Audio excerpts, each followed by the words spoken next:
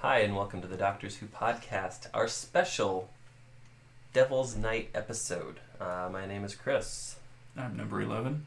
Oh, right, 10. 11. Ood Sigma. That's so awesome. So, this is our final episode. Come back, Brian. Oh, hey, Welcome what'd I back. miss? What'd you do with your glasses? Oh, they're somewhere. I'll get them. Okay, cool. Anyway, this is our final episode where we're going to be discussing content from The Name of the Wind by Patrick Rothfuss. It is also, as we pointed out, Devil's Night, Beggar's Night, whatever you want to call it. I was personally a teenager in the 90s, and I watched The Crow a lot, so I tend to go with Devil's Night. Ooh, all right. Cool. Yeah. So, but, any chance to kind of dust off some of this is a little fun. Yeah. So, you get us looking pretty tonight. Except, Brian, you look a little... you look like a chef. I do what I Is that can. your chef's smock? Yes, this is, at least for me, this is what I wore to Comic-Con down in Kansas City Yeah. a couple of years ago. And Yeah. it's hard to believe that I wore that mask for 4 or 5 hours that day. You walked around the floor all day with that thing. It was a lot. Yeah. Impressive. So, kind of as we said, this is part 10 of our discussion. It is the final part. We've got a couple sections that we're going to wrap up today. And I believe it's chapters 89 through The the epilogue. epilogue. Yeah, so 92 is the last chapter, and then there's a brief epilogue after Yeah. that. So. And we start right off with Kvothe getting whipped. Again. Again. Yeah. 6 times, though. Right. And this one, they don't really go into detail on it. No. Basically, he gets No. whipped again. He does the same Which- thing with the null root, so Mhm. he's bloodless, doesn't really feel I'm it. but- okay with that Yeah. because I think they went into it enough the first time around that we Yeah. don't need to rehash that. Right. No, it would have Right. been. But I mean the tie is not staying straight. Yeah, it's not either. Yeah. Anyway, My $3 bow tie is not. don't give away your secrets on Okay. here. Oh, yeah. Or save that for another episode. Yeah, but I mean, Behind the scenes. image and reputation very important to Kvothe. So Oh, he yeah. has to make sure that Oh, he yeah. doesn't bleed. He walks away Mhm. under his own power. Doesn't cry out. All those things. So Yep. yeah. But he goes to the medic. He gets stitched up afterward, bless you. Oh my god. And then he takes his newfound coin from the result of the trial of being on the horns, and he goes to buy a new lute.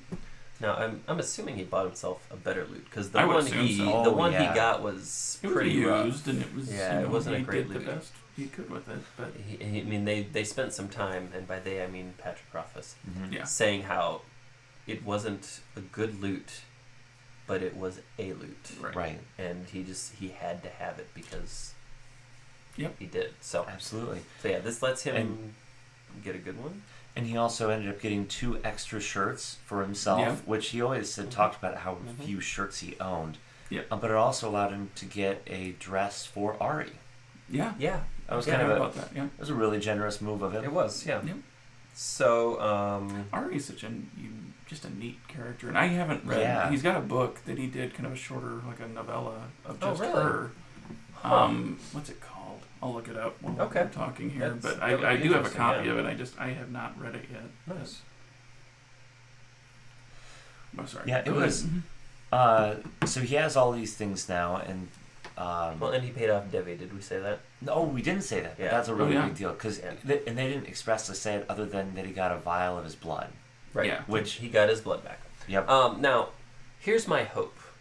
Even though he's no longer in debt to her, I kind of like the dynamic those two characters Mhm. have, and I hope he still just like drops by to borrow a book or shoot the shit or whatever. Oh yeah. Considering that his next round of tuition might, he may need to visit her again. That's for True. future tuitions, True. because I think that there was a comment on the admissions that as you kind of raise levels, and now that he's a Relar, that the expectations go up, tuition goes up. Mhm. Yep. You know, so it. Yeah. You know, I don't think we've seen the last of her. Sure. Because I really enjoy her character. So anyway, yeah, he's able to pay off his debt. He's buying a lute. He's got some clothes. The book on that is the Ari story, and like I said, I haven't read it. It's called The Slow Regard of Silent Things. Okay. It was published in 2014. So, and I know that from what I've read, is that it's kind of a little bit different writing style and very poetic, and kind of there's some differences to it. But so I do have a copy of it. I just haven't gotten to it yet. Sure. So. Cool. Anyway, all right. With your dress. Yeah. Back to this topic. But you said the dress for Ari, which kind of segs into the next portion where he goes and meets with Ari and they go explore the underthing. Yeah. I think they actually did that a little bit in the previous section, and we just did hit on it. Yeah. But he convinces her to take him down there, and it's like these massive like rooms and catacombs filled with like these dilapidated, like almost like machines, right? Yeah. And there's like walls and windows and old buildings. So something existed down there at one point. And Ari has these kind of creative names for the different rooms. So like, there's one called the vaults, but it isn't like a bank vault. It's like basically there's big cracks in the floor that she has to vault over to get across it. So she's got all these rooms named, and they're named for a specific reason because of how she interacts with the room. And one is the billows, but it's really the billows because there's air that flows through it. Yeah. So it's I think it's kind of clever and fun. Yeah. And adds more depth to her character. Right. She's a really interesting character too. But there's a lot of interesting, just kind of small characters, and that don't have big parts but have big impacts into Kvothe's life. Right. Now, but Kvothe has an ulterior motive for wanting to explore the underthing, because he's looking for that secret entrance into the archives. Because he knows it's there somewhere. Right. And he does find it. Yeah. It's something that would scare the crap out of me. Yeah, doesn't he have to like shimmy? Like, he's like through? shimmying in this little hole, and like at one point like he got stuck, and I almost hyperventilated just listening to that part. Claustrophobic. So I couldn't do it. And I'm not a small guy either, so I wouldn't fit. I wouldn't have been able to make it, but anyway. But he does make it, and I don't know, man. You look pretty slimming on the camera. Oh. I mean, maybe it's the bow tie. Or the probably. fez. Bow ties are cool. I'd say the camera takes off something. Is it? Pants, maybe? Oh, webcams take off. Well, I don't have pants on, so I have shorts. I'm short pants. But there you go. Anyway. So we digress. He finds his way into the archives. Yep.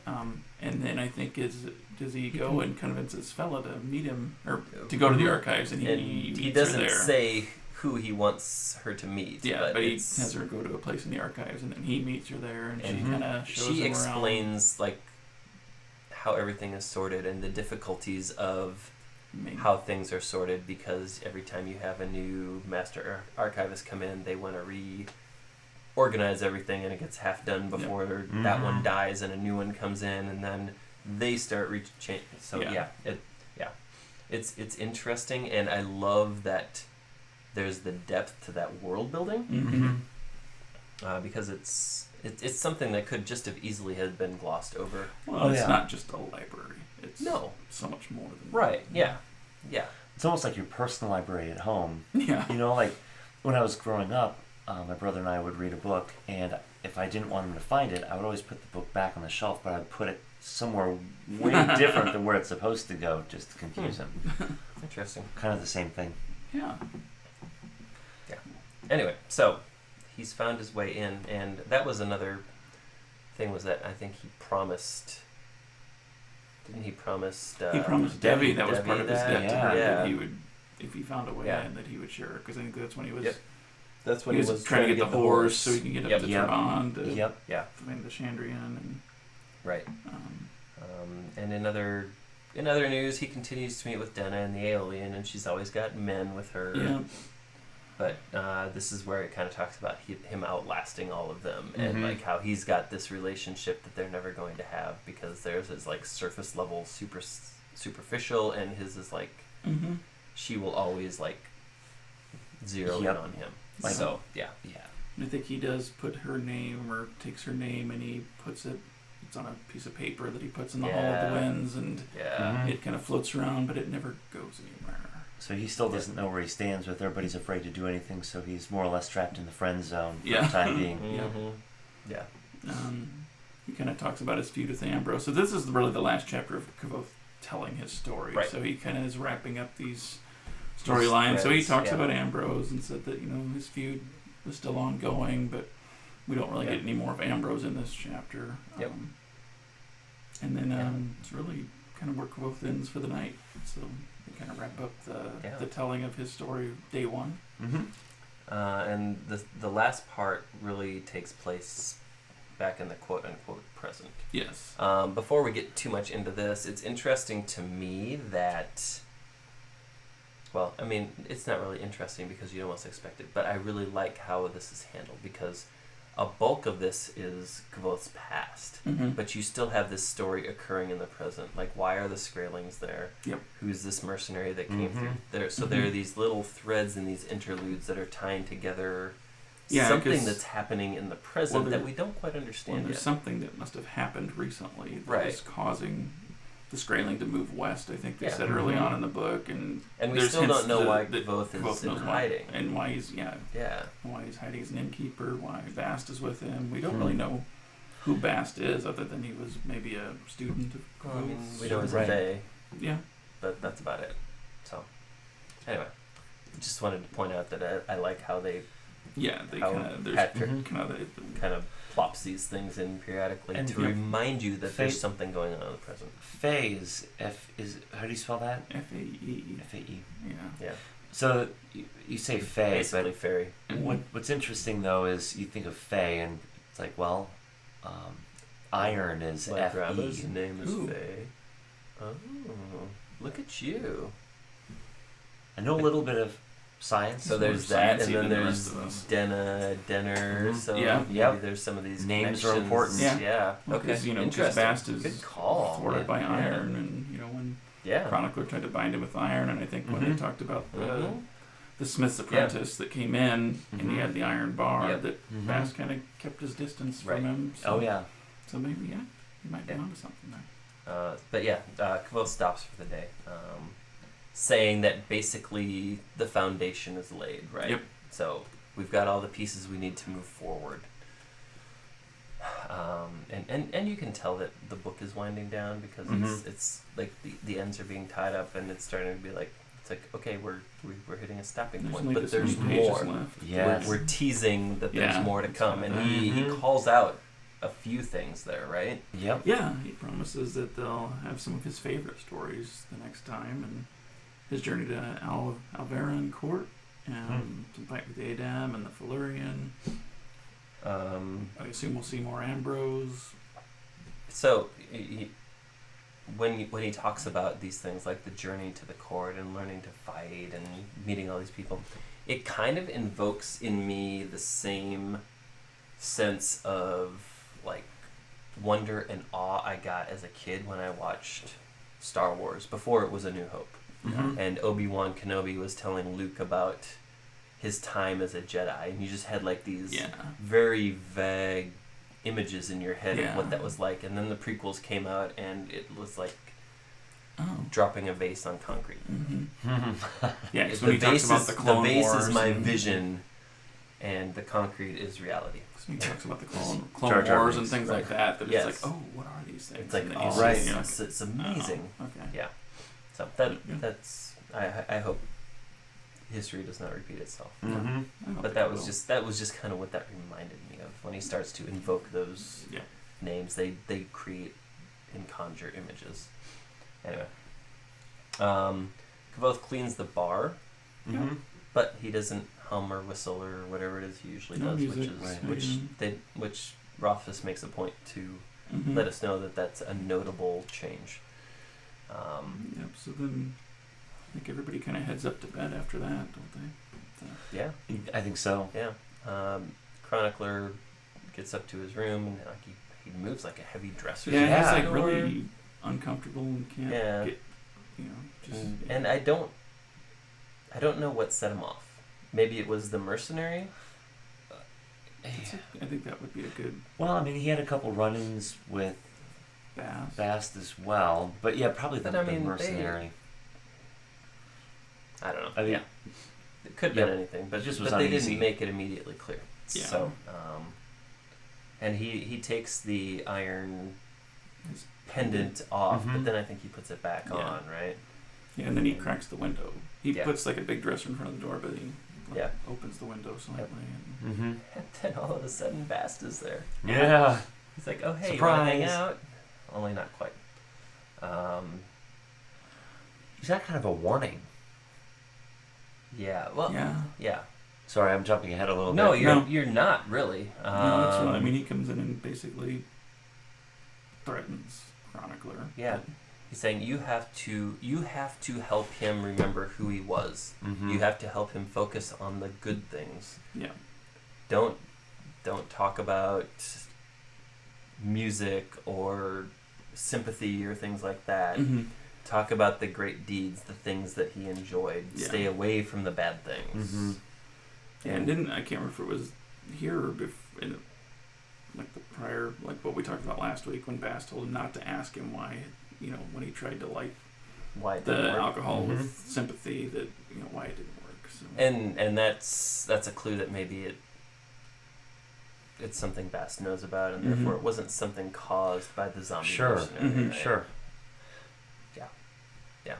A lot of questions. Mhm. Yeah. And I think Chronicler makes the argument that he's trying to get the story. He's Mhm. not gonna lead. He's letting Kvothe tell the story.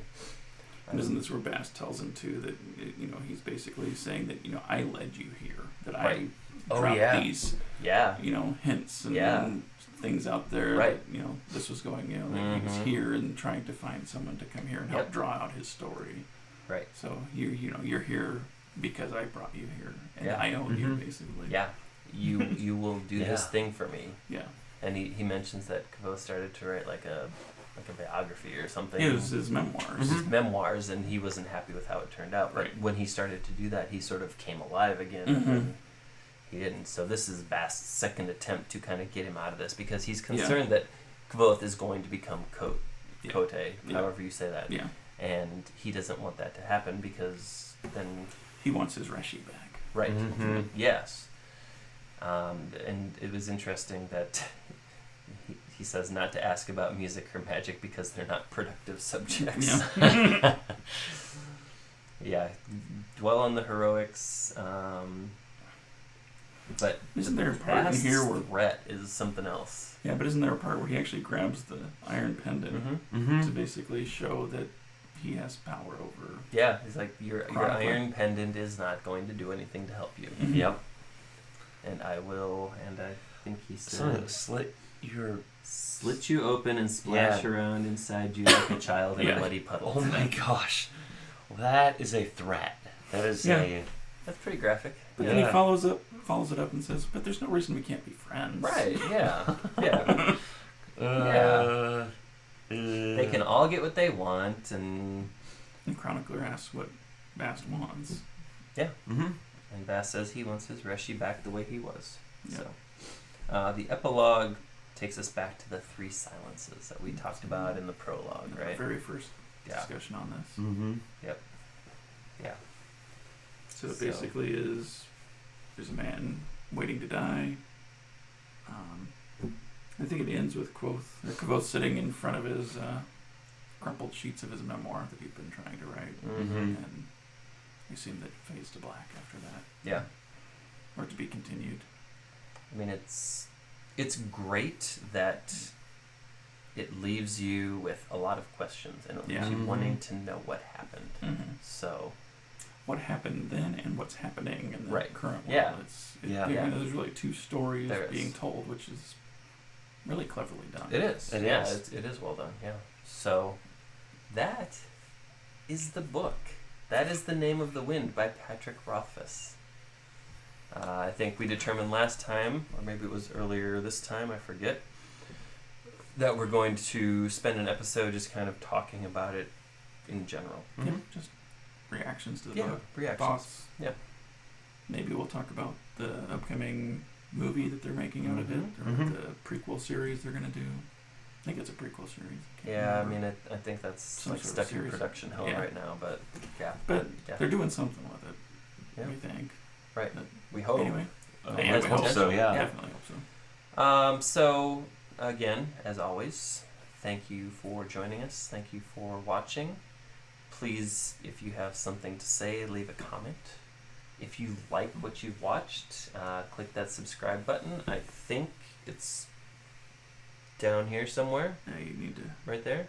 No, you didn't change your overlay. Oh, look at that. There you go. There Bam. we go. Like The magic. subscribe button's down here somewhere, I think. Yeah. You can check us out at our website at www.tardiscast.com. That's right under the shield. Wait, this way. Yep. www.tardiscast.com. Yep. Yeah. Good job. Right. I've been No, I have not been practicing. But we also have social media. Yeah. TDW Podcast on Instagram, Twitter, and Facebook. So feel free to check us out there. We look forward to connecting with you. And we will see you next time for thoughts, reactions, and overall impressions of the book. Yeah. And then we'll probably share with you what we'll be doing next. Awesome. There, you see I left my own cliffhanger. Nice job. Yeah. Yeah. Ooh. All right. Everybody, have a great Devil's Night. Have a great Halloween. Eat your candy safely or something. Right? Yep. That's the thing? Yeah. Sure. Okay, cool. I feel like you should do this one. Alonzi?